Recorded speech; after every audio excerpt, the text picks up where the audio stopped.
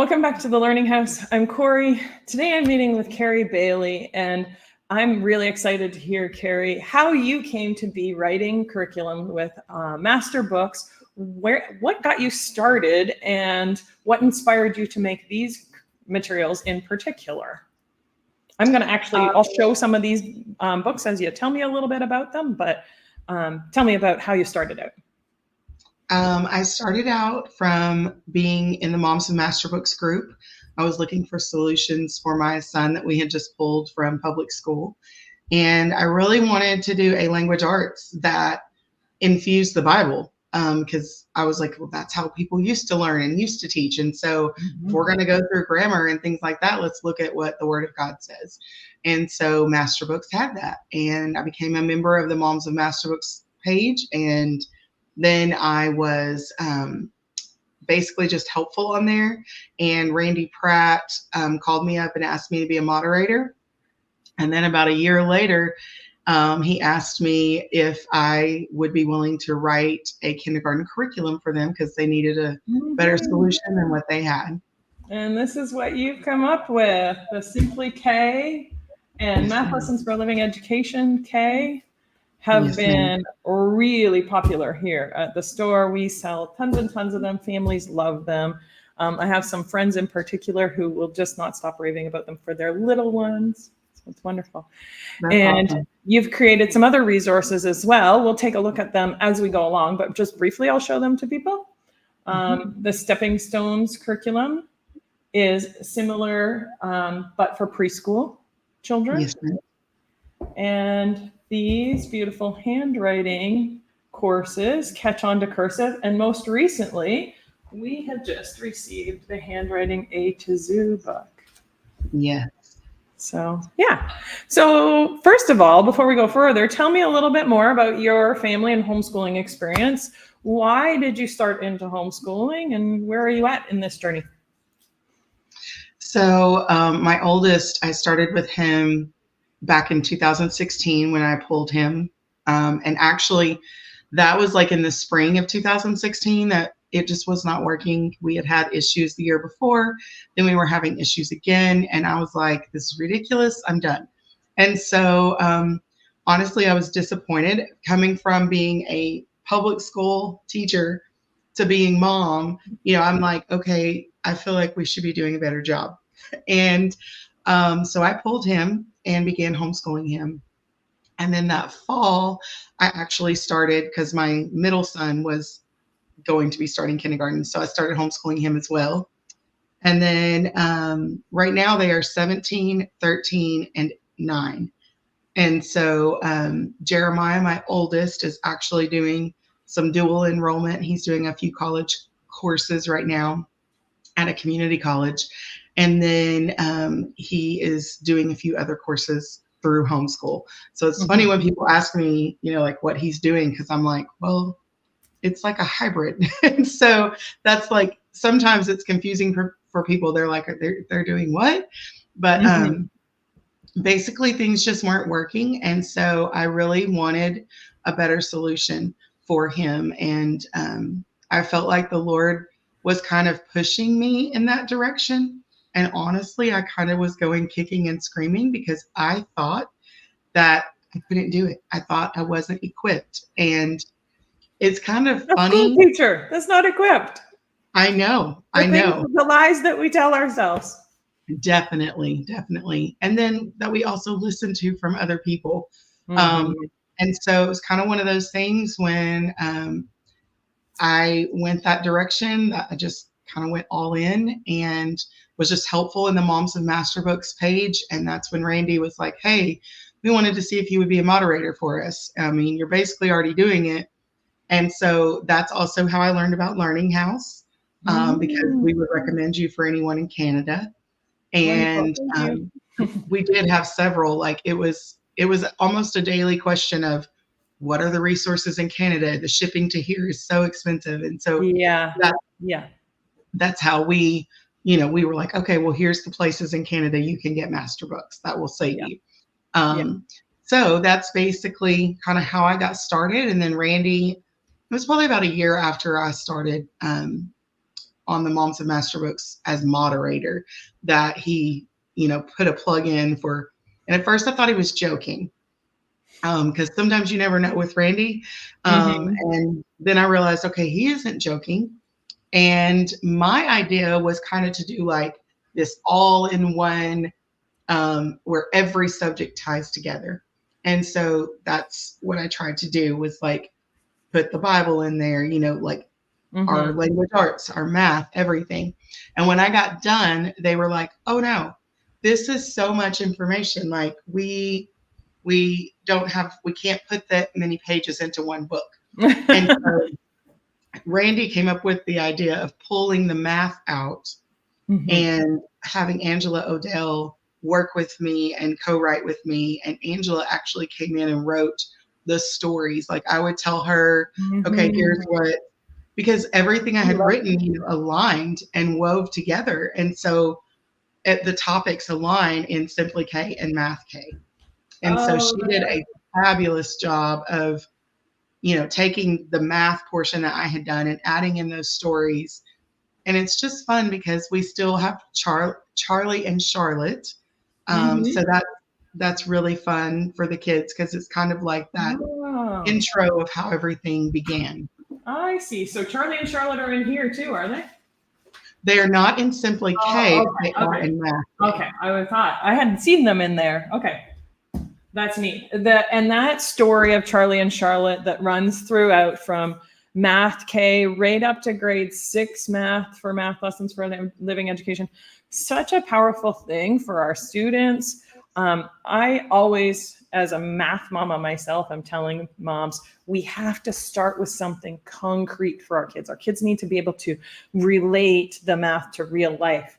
So you can do that by doing lots of games and hands-on stuff, or you can do that with an engaging story. And I love it that this story of Charlie and Charlotte carries us through into the math and to the concepts that relate to me as a kid. Definitely. Yeah, definitely. Yeah, so neat. So you know what? I can totally resonate with that. That feeling of somebody joking with you when you talk about Randy Pratt, and the Pratts are obviously very involved in leadership at Master Books in all kinds of different ways. And I had a wonderful chat with Kristen Pratt a few weeks ago, which was really neat, and neat to just hear more of the history and the heart of what Master Books is and does. But I remember having that moment myself as a busy homeschooling mom, and I was running this little tiny publishing company where we resold some resources, and our focus was on Charlotte Mason stuff with Maple Tree Publications. And my friend Louise House came up to me and said, have you ever considered making this something bigger? Like, we're considering moving on from the Learning House, and would you consider that? And I actually laughed at her. And I was like, no, not going to do that. And we walked away from that conversation and had decided not to.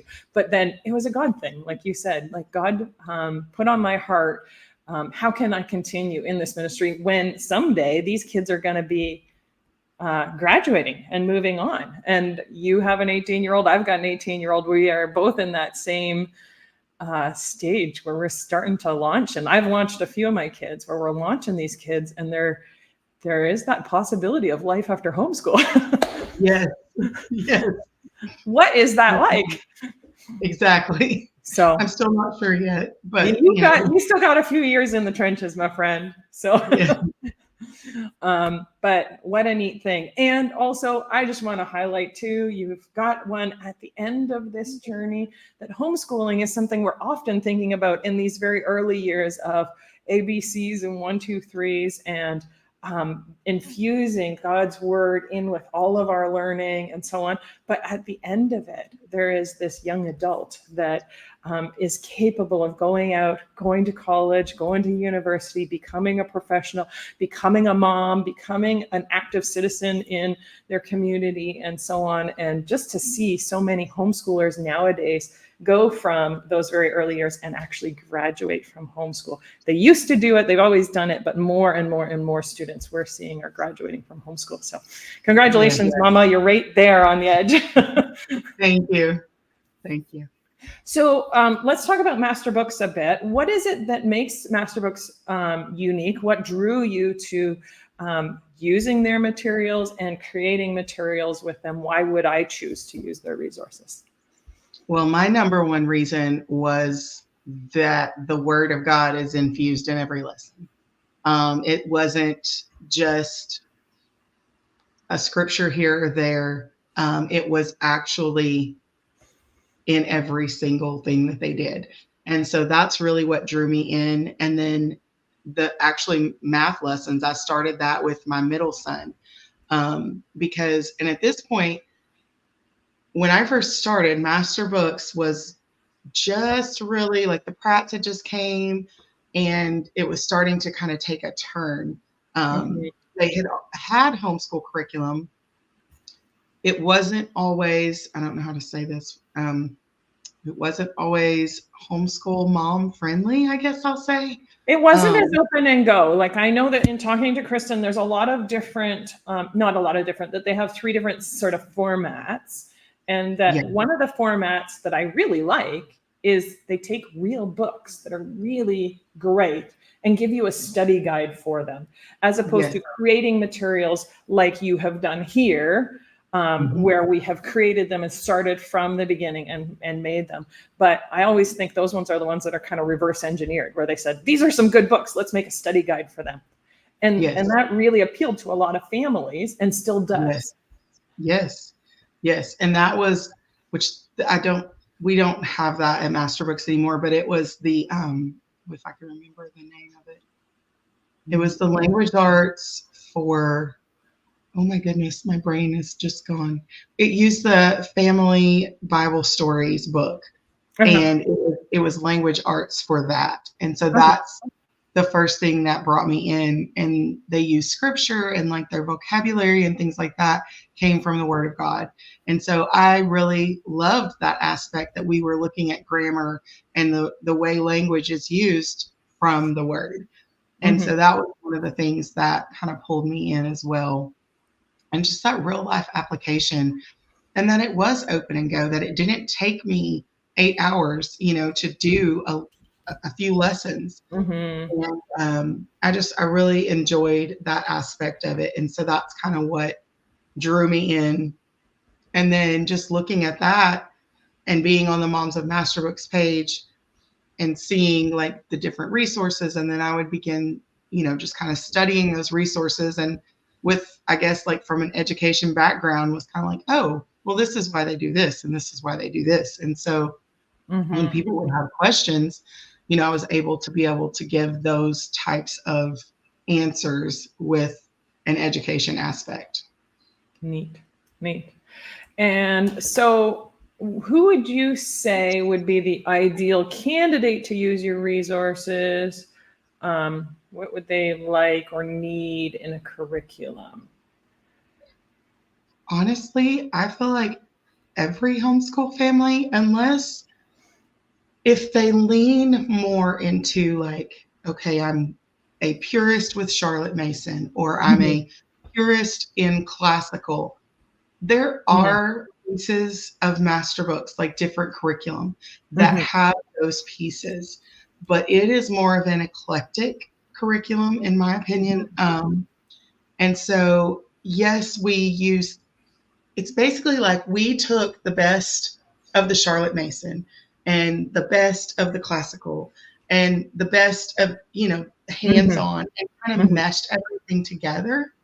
And so if you're looking for, you're like, okay, well, I like classical, but I don't like this aspect of it. Or I like Charlotte Mason, but there's some things that, I just need it Charlotte Mason for the real world. You know what I mean? So like, that's kind of, to me, what Masterbooks is.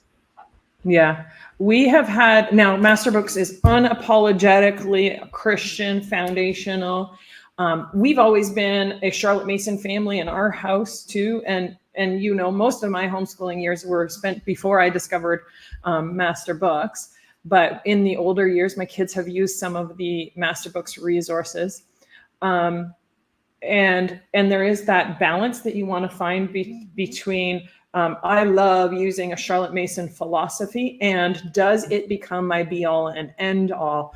When, as a Christian homeschooling mom, that actually should be my foundation. And while Charlotte Mason was a Christian educator and educated from a Christian perspective, it's good to start with that foundation of, first of all, let's make this gospel centric. And you know what? We have a lot of families that we serve that are not religious in their background, or that are not Christian in their religious background, that do still love to use master books because of the gentle education that it espouses in that Charlotte Mason style, without being really heavy on like memorize, produce, write all the extra stuff, do all the extra problems,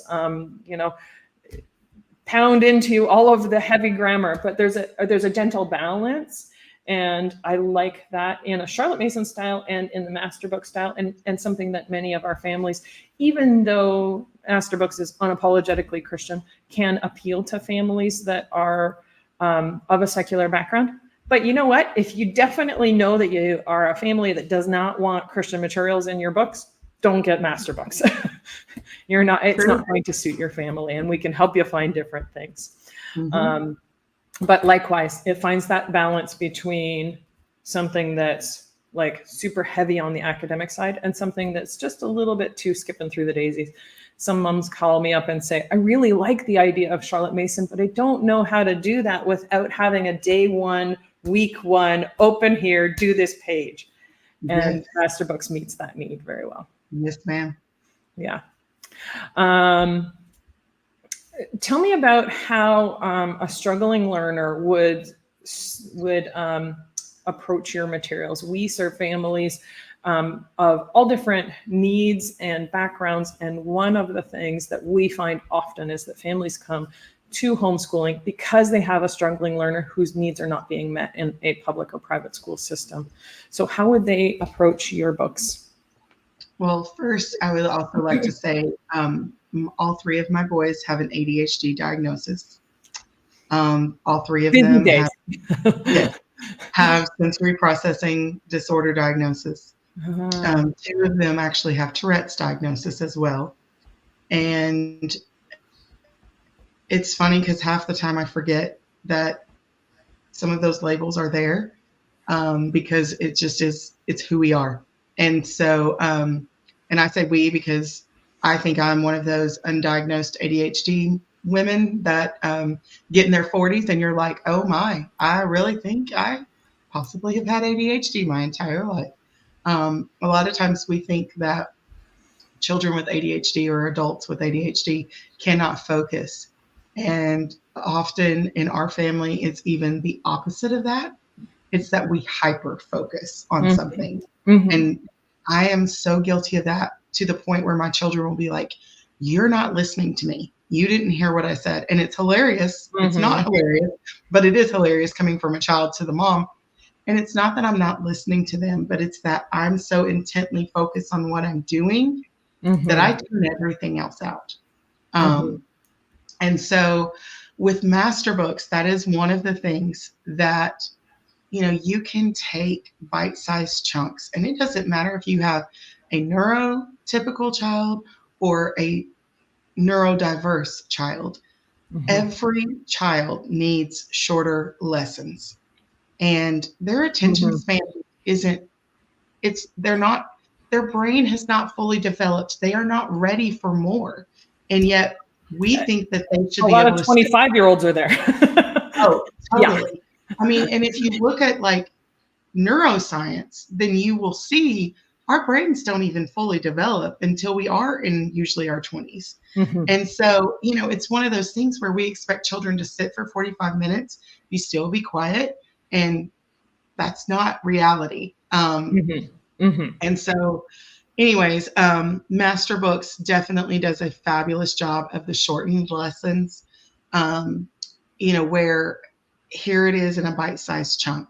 It's relatable to the everyday. They pull in those real world activities and scenarios, and all of that helps those students, because a lot of times with special needs kids, they don't understand abstract. They Mhm. need the concrete. They need those models. They need to say, okay, well, in cooking, like for instance, even in Angela Odell's math lessons for a living education, one of the things that she does is Mr. Measure. Well, my middle child, he knows his measurements like that. And it's because you introduce it through even cooking and things like that. So it's the real, a lot of times we ask in math, well, when am I ever going to use this? Well, she tells you. And so she has made it where, okay, we get to see how we get to use this every day. And it Mhm. just makes it relatable to where if we can see that we're going to be using it, and if we know that those lessons aren't too long, we can give our attention for a short period of time. And Mhm. there's nothing wrong with even saying, I need my lesson to be a little bit shorter. So just do pieces. Like, for instance, in Simply K, you might in the morning just do the nursery rhyme part or just do the Bible part. And then later come back a few hours later and do another part, like do the alphabet and writing. And so it doesn't have to be all like, here, this is exactly what we're doing. And we're going to sit here from 8 until 3, and we're going to do every single piece of this. That's not how normal Mhm. homeschools work. Mhm. And so it's more adaptable, in my opinion, especially than some others. There have been other curriculum is what I'm saying when I say others. There's been other curriculum that I myself, when I open it or look at all of the moving pieces, that I'm overwhelmed. That I'm Mhm. like, I don't even know how to implement this. And I have a teaching degree, but Yeah. it is just so many moving pieces. And what's the purpose? And so that's one of the things I always like to come back and say, okay, what is my goal? What is my purpose? And which tool, because all curriculum is a tool, which tool will help Yes. me get there? And Yeah. so that's one of the things that with master books, I mean, that's what they do. That's what they do best is they make learning and the curriculum a tool for us to use to get from point A to point B. Mhm. Mhm. And I like when I spoke to, and this has come up over and over again, and I think you're describing this. Um, when I talked to Kristen Pratt, she talked about reducing friction points so that Definitely. families don't have a lot hanging on them and going, that's hard. I have to set it aside. I'm not ready to do that. So that it is a smooth transition from one lesson to the other, not expecting moms to stop and like do a huge project over here to prepare to do school with their kids. So reducing those friction points. And also when I talked to Carrie Lindquist, she talked about making it life proof. And you and I know about homeschool and needing it to be life proof because there's our plans and then there's the way that it happens. Oh, And totally. I've been doing this homeschooling game for more than 20 years now. And I remember back when we first started, I would set out all these plans and we're going to accomplish this and this and this and this in the year. And then I would set out what we were going to do each week throughout the year. And usually by week 2 or 3, that was gone because grandma stopped by, somebody, got sick, the dog ate something that she shouldn't have. We decided to go on a field trip we hadn't expected to. It was worth going down this rabbit trail on something else.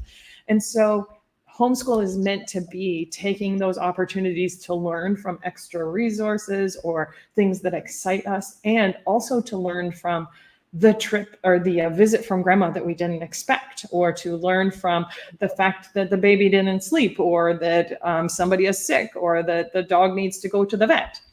Those kinds of things are meant to be a part of our learning, and things that in a classroom environment we have to like plan for and contrive. And that's why students sit there for 6 or 7 hours to be Yeah, able to do those things. But that's life. And so it making a is. curriculum that's life proof, that is moldable, and you Mhm. can take in bite-sized chunks like that is so important.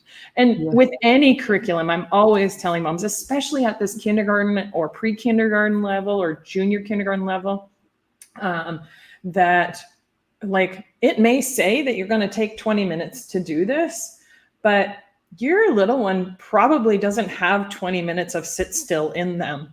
So start with 5 minutes or with 3 minutes, and make your goal to make your way up to 5 minutes, to 7 minutes, to 8 minutes. And that is a big goal for the next month, for the next few months, for the next school year, right? Typically, the rule of thumb is actually if they're 5, it's a minute per age. So that would be 5 minutes is all that they can handle at a time. Exactly.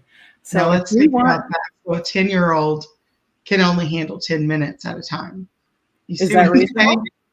I mean, yeah, but that's what I'm saying. Like, it needs to be adaptable to where I can pull pieces and do it as it fits into our day. Yeah. And I think a lot of times we become slave to the curriculum instead of using that curriculum as a supplement to our home. Right. I remember, and I've said this before many times. People call in, or we've done these interviews, that I always would make a schedule, and we still do make a schedule for what our day looks like. But we mold ourselves around it. Now, my teenager who's homeschooling, she also has to work here at the store, or she has a co-op, or she's going to swimming lessons, so we mold these things around what's happening. And I remember one of my kids who had some attention difficulties. She got this schedule one year and she just fell into tears. Oh, I can't do it. You want me to get this much done in that time, and you want me to do this, and that's such a long day. And it seemed like forever and everything to her to have this schedule in front of her. And I said, honey, this is our servant. This is not our master. This schedule is meant to be molded around what we need, but it helps us to have a list of the things that we're aiming to do. It's our goals, and we might not always get them. And so she wrote on the top of that schedule that year, servant, not master. And it made all the difference to her. And so that whole year, her schedule said servant, not master. And our curriculum should be that too. And that's one of the reasons I learned really quickly I could not do a schedule with times. Yeah. We do a list where here are your assignments, here are your subjects. You even pick the order that you do them. And it's a routine versus a schedule, because that was one of the things. My children will go into meltdown mode just like that. Yeah. Definitely. For sure. And that's something that when my kids were littler, I carried more of a schedule where we would know that I'm going to do something where we sit still, and then we're going to plan to do something where we run around, and then we're going to plan to come back to sit still. Whereas as they got older, they were allowed to manage that, and they could do all their running around busy stuff because I knew that they could move from a sit still activity to a sit still activity. And so that's what a high school schedule looks like for us now. Here's the things you're going to do in a day. And then you get to manage that. And if you're not done, well, dinner's at 6. Exactly. Teenagers get hungry. Yes. So yeah, we've definitely walked that road before as well. Just having homeschooling resources as a tool, not as a master. I like that idea of working from like bite-sized chunks. Is very much a Charlotte Mason philosophy, but what our kids who have attention difficulties or processing difficulties or sensory difficulties or learning delays in any way, they just need those bite-sized chunks. They need the colorful, that engaging, something that pulls my eyes, my hands, my attention all into one place, and the concrete, something that gives them hands-on, but without burdening our moms with a lot of heavy, like a lot of moving pieces. And so, you know what? We got moms that love all the moving pieces. They love these curriculums that come with all kinds of manipulatives. Those are great too. They're really good for some families that really love that activity-based learning. But we always have to learn to balance out. How much time can you play games together to do your learning? Do you have 4 children doing 3 different hands-on activities each through the day? And do you want to have dinner at 6? Exactly. Yeah. So that's the balance that we're shooting for. So can we take a few minutes and just look at some specific stuff? Like, we haven't even looked at this brand new book that we got this recently that you have produced. So I would love for you to walk me through what is a part of your kindergarten resources, and then we have a few other things that you've prepared too. Would you do that? Yes, ma'am. We've got math lessons for a Living Education K and Simply K, which you have written. Now, Master Books, I realized recently updated, and that used to be their kindergarten set.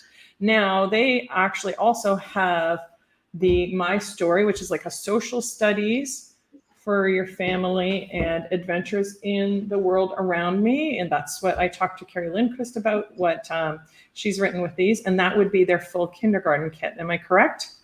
Yes. Yes. Okay, so go ahead. ahead. Tell me what a day looks like when I'm using these. So when we first started, they had, it was just an older curriculum that did have a lot of moving pieces, wasn't as user friendly. And so that was the reason that they were like, we need something different for kindergarten. And so that's where Simply K and the Math K came from. And then we were like, okay, well, we have people who their state guidelines say that they need a social studies and they need a science, and it needs to be basically like its own curriculum.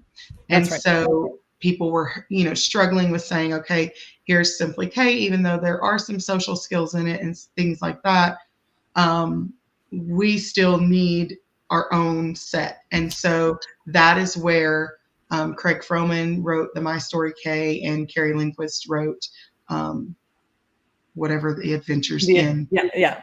This one. Straight. Yeah, Let's Talk Science in the world around them. Yes. Yeah. Yes, it is the Let's Talk Science. But she has multiple. I think there's are there 6? She's got K to 4. Okay. I'm not sure if her dad, Randy, is convinced her yet to go all the way to 6, but that was his his wish. I will say it like that. I see. There's always stuff in the pipeline, and Master Books, you all as a team have produced so much in the last few years. So yes. And those Adventures in the World Around Me, they're also story based. Now, a lot of times, one of the things that people would say is, well, that's not exactly what the word said, or that's not, you added to it, but it's fictional. And so it's kind of like, almost like if someone were just like thinking up what this person's life would have been like. So if I'm talking about like Adam and Eve, we may not know every single thing they did every day, but we can come up with some stories to help make those stories and the Bible relevant to our children. And so that is and you'll notice, look at that. It's just front and back for one day. It's not even a whole, few pages. And there's the story, and then usually there's activities that go along with it, some hands-on in. What I would do, and what I did with my own child, was, spend a little bit with Simply K. Like I said, if you need to break it up where you're doing some of those pieces, to me, the main parts are the Bible, the ABC chart, and honestly, that little rhyme in there is important as well. So if you just had to pick only 3 pieces, that's the ones out of that I would do. Okay. Our letters, our rhymes. Oops, am I pointing at the right spot? A letter, a rhyme, and a Bible are the main parts of this. Yes. And we do have those life skills in there. And so we've had a lot of people who have children with autism, or, just even people who are like, oh, I'm only doing the life skills part of this because my child is older and they need that part. So any way that you want to take this and use it again as a tool to fit what your family needs, grabbing the right tool, it's like me using a screwdriver when really I need a wrench. It's not going to work. Or I need a saw and here I've got a drill. That's not going to work. So it's kind of the same thing. Definitely look at that, plug it and play it. You might want to read the rhyme while they're eating lunch, or, you might want to start their breakfast with their Bible story. Anything like that, to break it up definitely works. And then, we have Math K. So like all the topics within. So can I just interrupt briefly, Carrie? Yeah.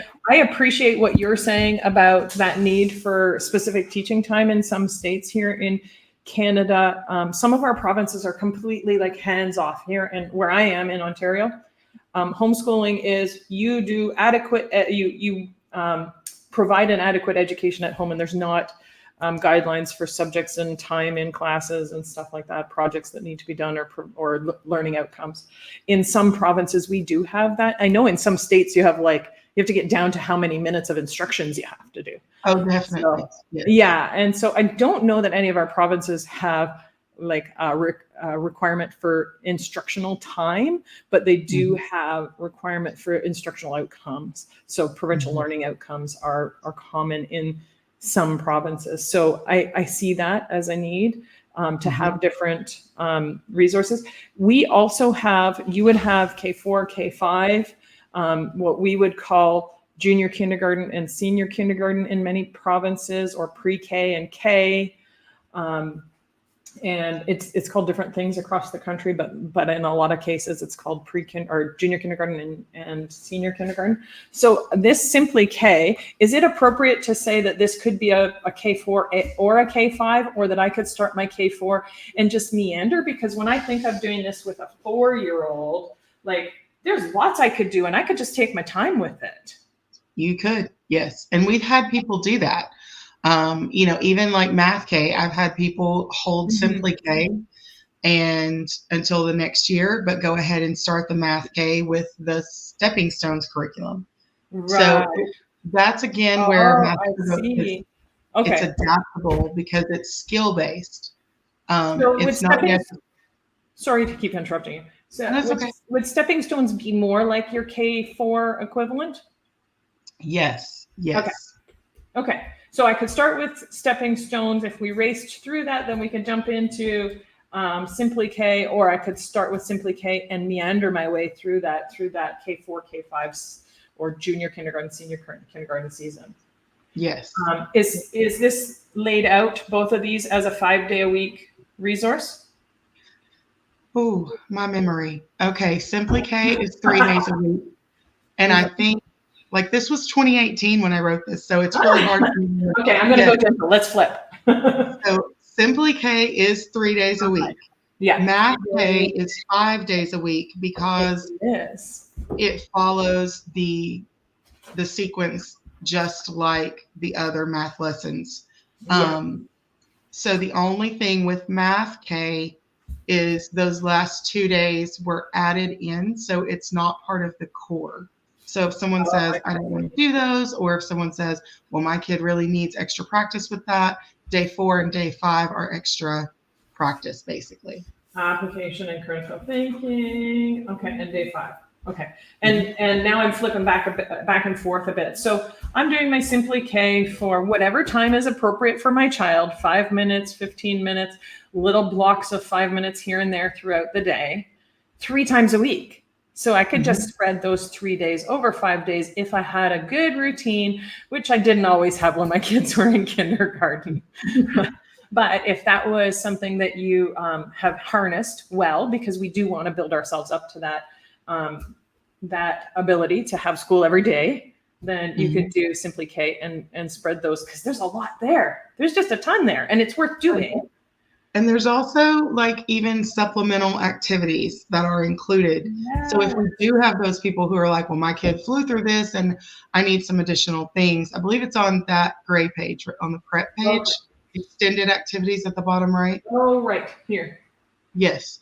So there will be, and it's more things like we're going to play a game, or here's a game suggestion, things like that. Yeah, this one says make stained glass windows, draw an outline, you're using strips of colored tissue paper.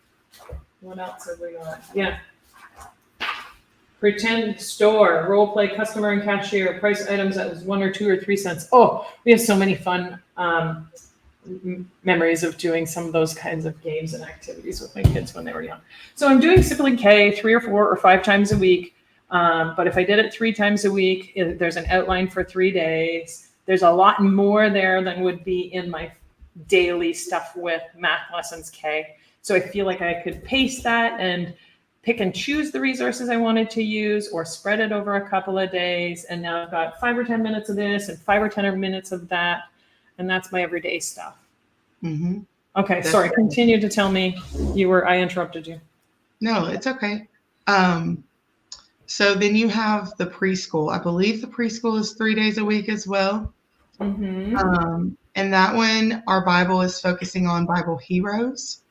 And, sometimes it's an unlikely hero. And so basically, we're just wanting to show them how God takes people and uses them. And so that's what we walk them through. And you'll notice there's the making connections and then the heroes of the Bible. And then on the next, and you've got your memory verse at the bottom. And then on the next page, and by the way, those are all shortened. That's kind of a match it up or like a sort type activity on the left side of the page. That would be that's part of the day one still. So it's like, here is where we're making connections with our world. Here's where we're implementing the Bible. And now here's where we're applying what we've learned, basically, is what that is. And you know what? We see such a big difference year to year when they're so young, right? There's a big difference between those JK students and the SK students. There's a big jump from when I'm SK to when I'm in grade 1. And so I can see from Stepping Stones, it's much more gentle for those younger ones. So a great place to start with your 3 and 4-year-olds. Yes. Yeah. And there is coming a early learning curriculum that is it's written, it's 2 master books, and it is basically for those littles who want to do school. Who want to tag along. Yes. And they're just not really ready for actual sit down and do everything. So that's what. That's so exciting. Yeah. So it's coming. Yeah. I'm not 100% sure when, but it is coming. Have you got your hand in that, or is there somebody else who's authoring that? No, ma'am. It's me. Oh, wow. That's exciting. I actually was fielding some questions earlier this week and wrote an email to our audience just to say, how do you deal with all these little tag-alongs that want to be, and they're making messes and they're flushing their toys down the toilet and they're, painting the dog with peanut butter.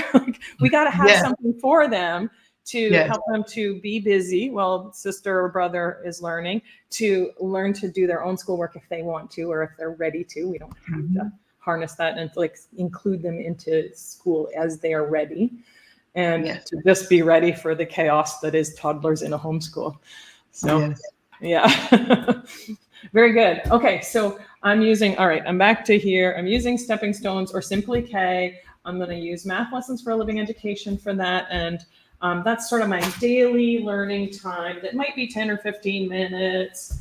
And tell me about how these two fit. And I know that you're not the author of these pieces, but that these fit into my full day of kindergarten with my littles. So I would do the exact same thing. I do not feel like either one of those have an overwhelming amount. So I do feel like they could be done in one sitting. Sit down with the child.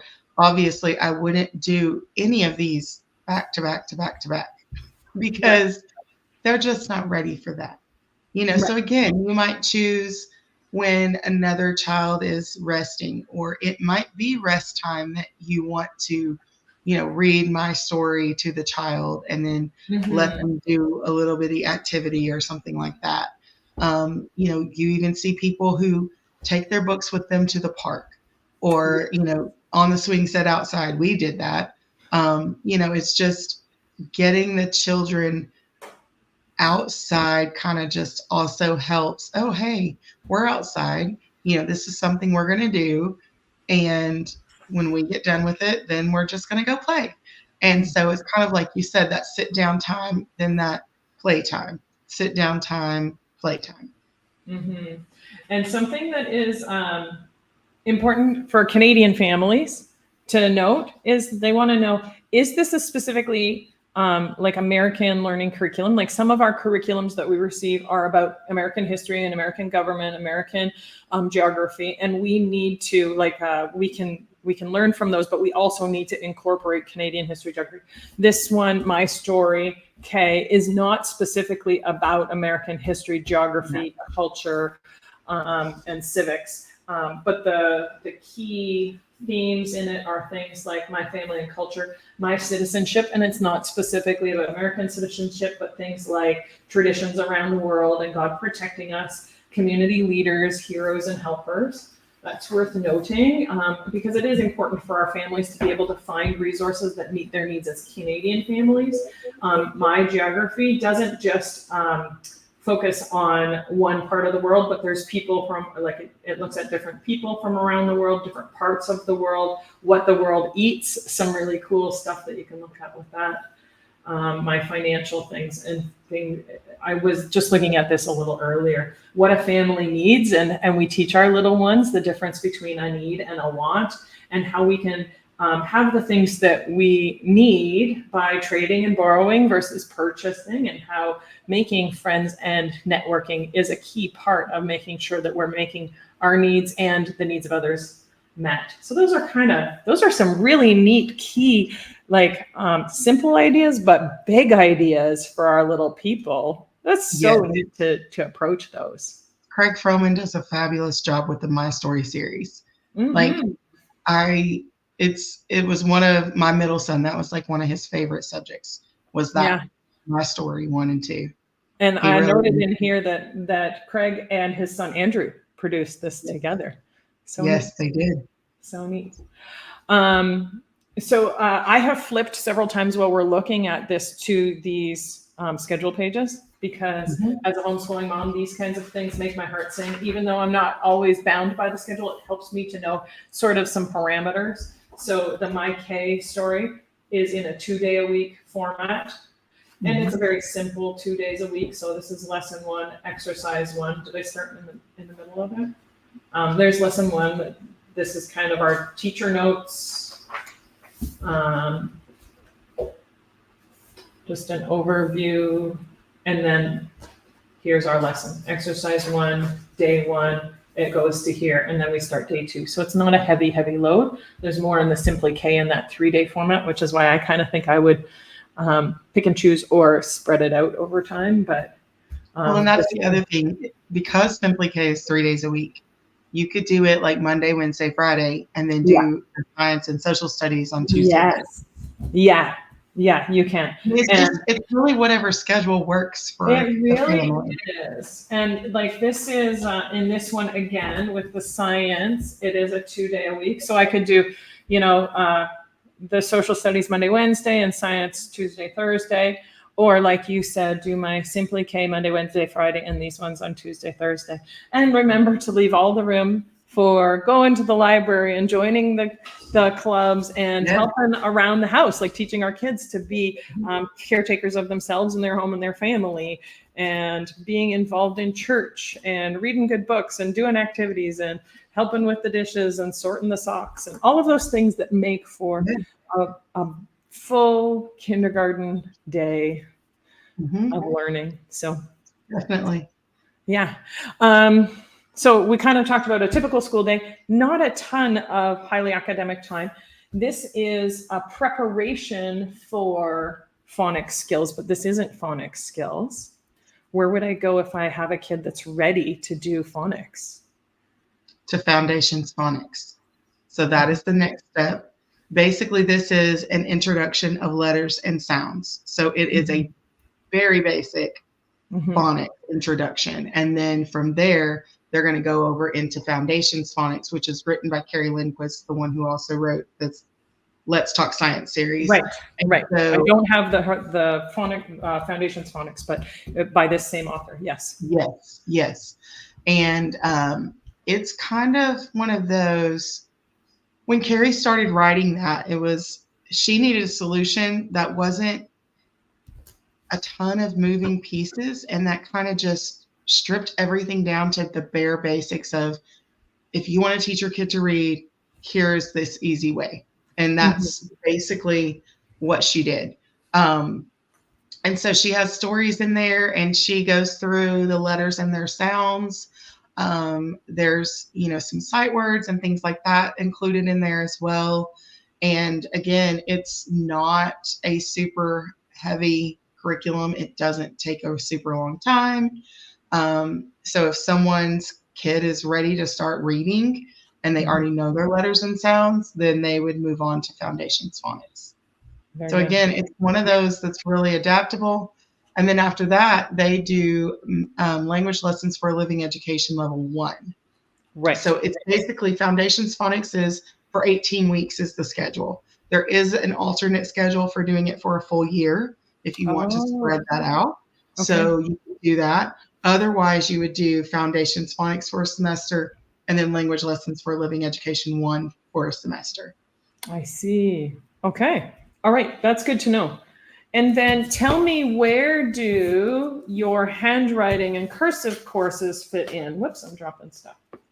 So those are definitely more put them where your child is at and needs them.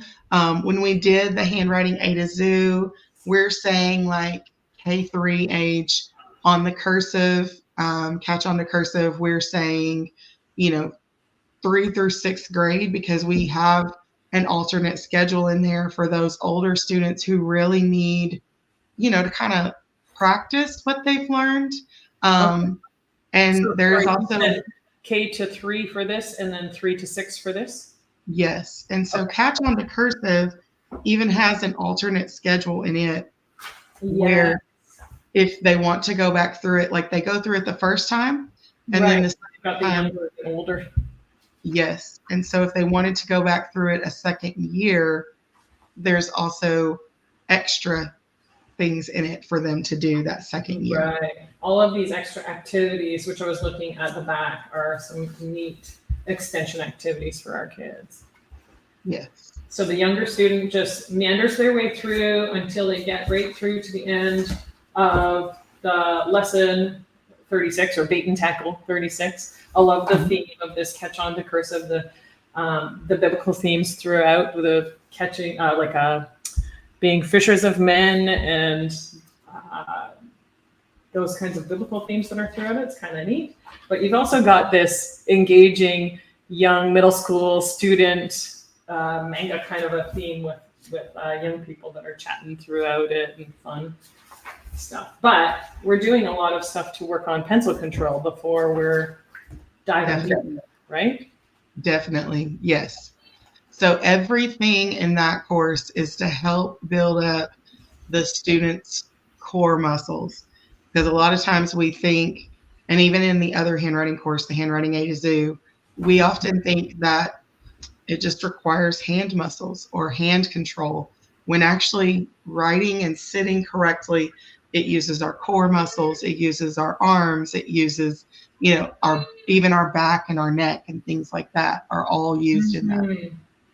And I think I remember seeing in here in Handwriting A to Z where we talk about proper sitting posture to start off with. Let me see if I can Yes. Was it right in here? Probably right close to the beginning. I think you passed it. I think Did it I was pass it already? where the pencil with the hand is, I believe. Nope, let's get ready to write. They may have put it in the very back. No, it's there. Go back one page. Go back one page. It's the kid sitting at the top with the desk. Yeah, there it is. I did see that. Just talks about how we want to sit with our feet flat on the floor, our arms resting on the table, pencil in hand when writing or drawing, and then trace the circle. So it reminds us of proper posture and how that's going to help us. Mm-hmm. Mm-hmm. Very neat. Very neat. And throughout, we're learning about animals. Yes, ma'am. Animals in God's kingdom and how we can learn about God through animals as well. Yes. So neat. So neat. So this is where I'm just going to add this in when I see readiness in my student. Yes, ma'am. And it does have a 36-week lesson plan for it as well. Yes, ma'am. Yeah. There we are.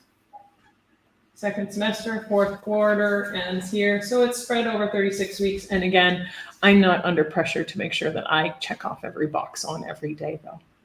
Correct. Because some of my kids, when I think of kids who are doing handwriting, sometimes this is a lot for them.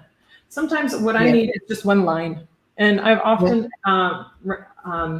encouraged moms to this effect, that if we ask our kids to fill out a whole page and they've written 4 of them nicely and 15 of them messy, then really all we've done is reinforce some messy writing. So we want to catch them while they can do their best writing and ask them to do their best writing and then stop. That's when we got to stop. And if that's only 1 line, that's what we're doing today. If it's 2 lines, great, because we're going to work our way up to being able to do 2 and 3 lines and 4 lines and a page, but that's over time. So we're not required to make sure that all of this is done in that amount of time.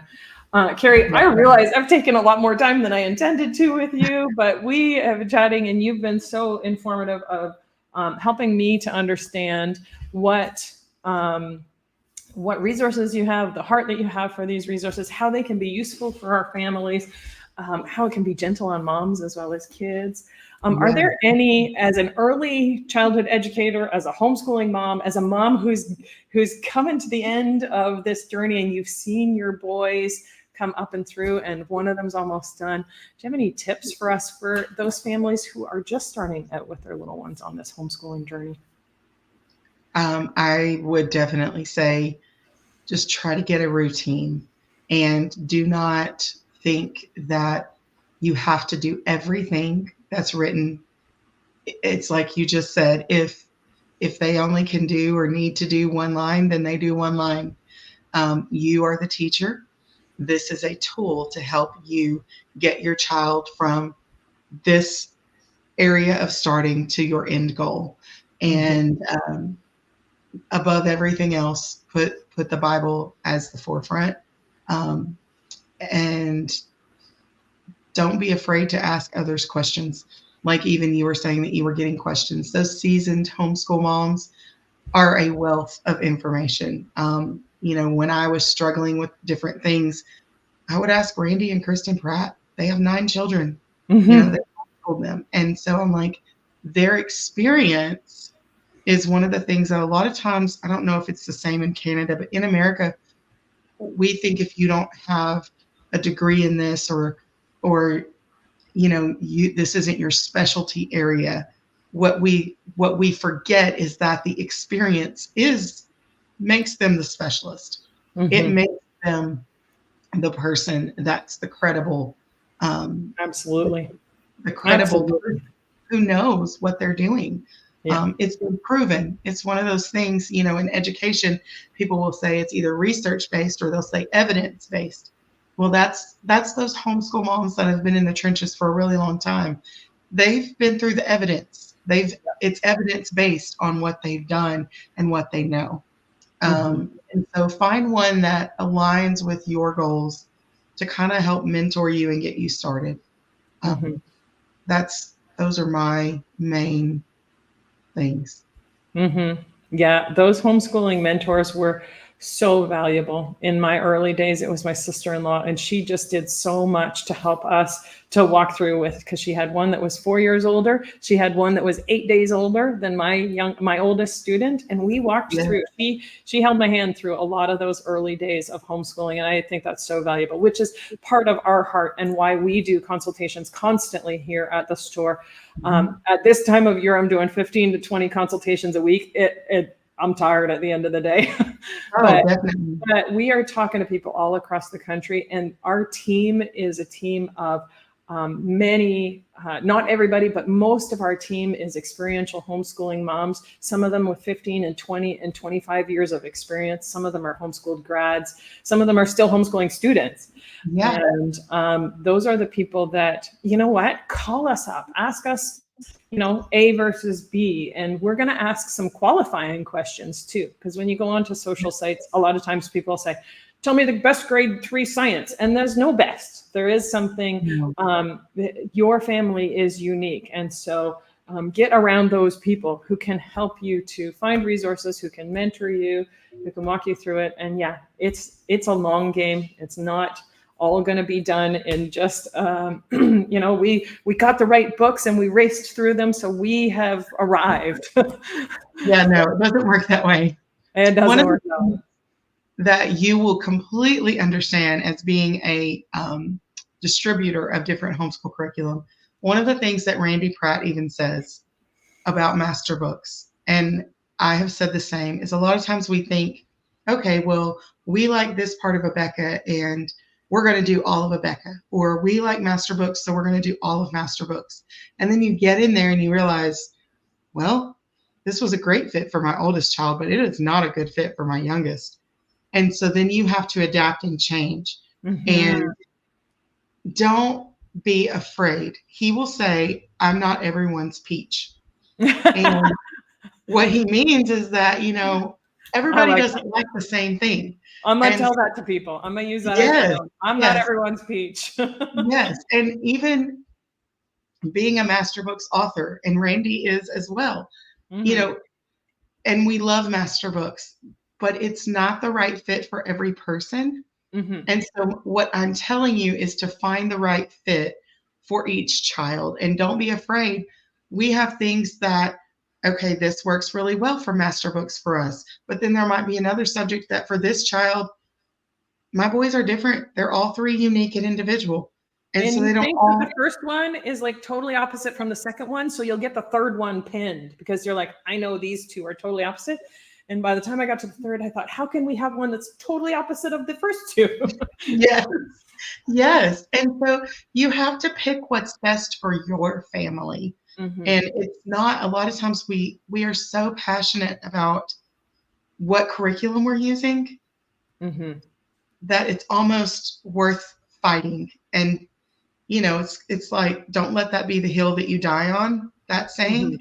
Mm-hmm. I've had to even learn that just because I love master books and it works well for my family, mm-hmm. doesn't mean that works well for my cousin and her family. Right. And so, there are pieces of it that she uses, but there are other pieces that she doesn't, and that's okay. And mm-hmm. I think we need to, sometimes we become so overbearing about, this is the best one, this is the right curriculum, whereas we forget that the right curriculum is the one that fits the needs of our child. Yeah. And the needs of mom. True. And the needs Very of our family. It's a multifaceted thing. So I talk to moms who are in a season of ill health or difficulty with work and so on, and do what works for you as a mom as well, not just your kids. Yes.